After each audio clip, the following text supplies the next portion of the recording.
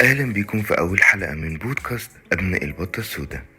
في الحلقة دي هنتكلم عن شعور كل واحد فينا أكيد حس بيه في وقت من الأوقات، وهو الشعور إننا مختلفين، أو بمعنى تاني إننا ولاد البطة السوداء.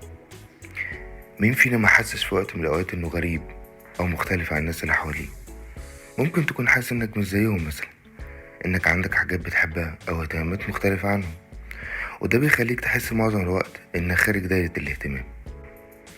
يعني أنا فاكر لما كنت في المدرسة كان عندي هوايات مش زي باقي صحابي، كنت بحب حاجات ما بيحبوهاش، وأحب أسمع مزيكا مختلفة عن اللي كانوا بيسمعوه في الوقت ده، وده كان ساعات بيخليني أحس إننا مش زي بعض، وكنت دايما بحس إني مش قادر ألاقي حد يفهمني أو يشاركني نفس الاهتمامات دي، فابتديت أحس بالوحدة.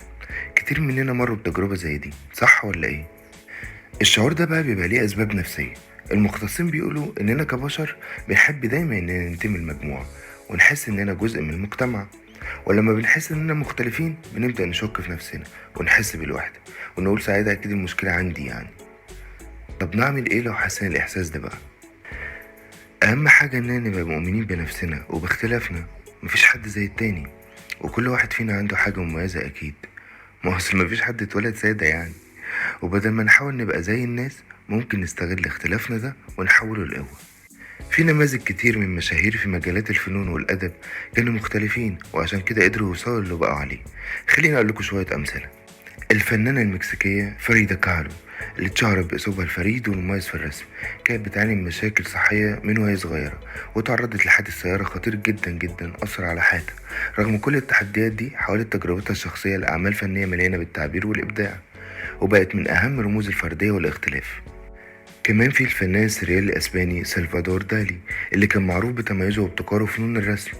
كان معروف بشخصيته الغريبة وأعماله الفنية غير التقليدية، واللي بتعكس عالم الأحلام والخيال. اختلافه ده هو اللي خلاه واحد من أشهر الفنانين في التاريخ. الكاتب المصري الكبير نجيب محفوظ، اللي حصل على جائزة نوبل في الأدب، كان مختلف في أسلوبه الأدبي. قدر إن هو يمزج بين الواقعية والرمزية في أعماله، وتناول قضايا اجتماعية وسياسية معقدة جدا، زي الثلاثية اللي قدمت نظرة عميقة عن المجتمع المصري وتاريخه.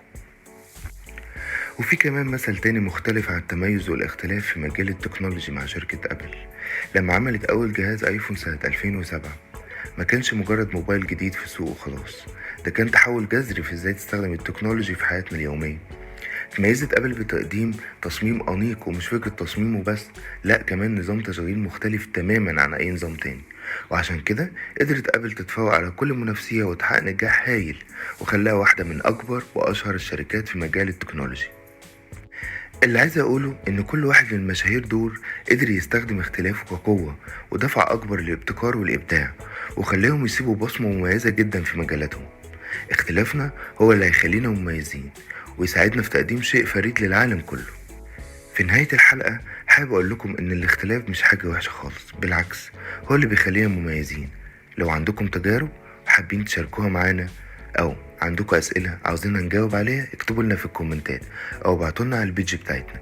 انا اسلام عمر، شكرا لكم على الاستماع، واستنونا في الحلقة الجاية من بودكاست ابناء البطة السوداء.